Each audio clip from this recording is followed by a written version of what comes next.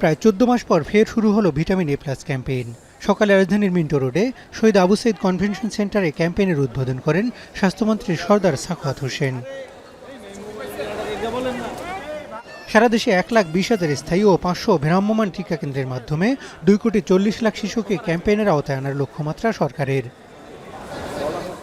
রোগ প্রতিরোধ ক্ষমতা বৃদ্ধির সঙ্গে হামের মতো মহামারী থেকে বাঁচতে শিশুদের ক্যাম্পেইনে নিয়ে আসছেন অভিভাবকরা। ভিটামিন এ ক্যাপসুলটা খাওয়াতে পেরে স্বস্তি বোধ করছি আর কি, যেহেতু ভিটামিন এ ক্যাপসুল রোগ প্রতিরোধ ক্ষমতার সাথে জড়িত। তাই বাচ্চাদের তো বিভিন্ন রোগ হয়, তাহলে এগুলো খাওয়ালে ওর বাচ্চারা রোগ থেকে মুক্তি পাবে আশা করি। যে হামের প্রাদুর্ভাবটাও কিন্তু দেখা দিছে, তো এটা যদি 6 মাস পর পর ক্যাম্পিং হয় ওটা হচ্ছে আর একটু বেশি ভালো হবে। আমার বাচ্চা সুস্থর জন্যই তো ওষুধটা দেওয়া হয়েছে, তাই আমার কাছে অনেকটা ভালো লাগে।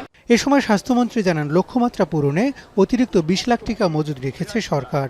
কোনো শিশু যেন বাদ না যায় সেজন্য বিশেষ ব্যবস্থার কথা জানান মন্ত্রী।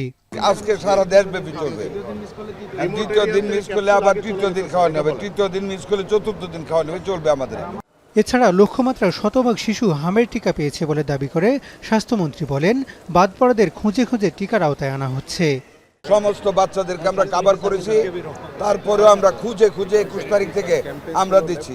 এখন যেটা দিচ্ছি আরেকটা সাপোর্টিভ, আমরা বাচ্চাদেরকে ভিটামিন দিচ্ছি, ইনশাআল্লাহ কোনো অসুবিধা হবে না। এদিকে ঢাকার ২ সিটি কর্পোরেশনে একযোগে ভিটামিন এ প্লাস ক্যাম্পেইনের উদ্বোধন করা হয়।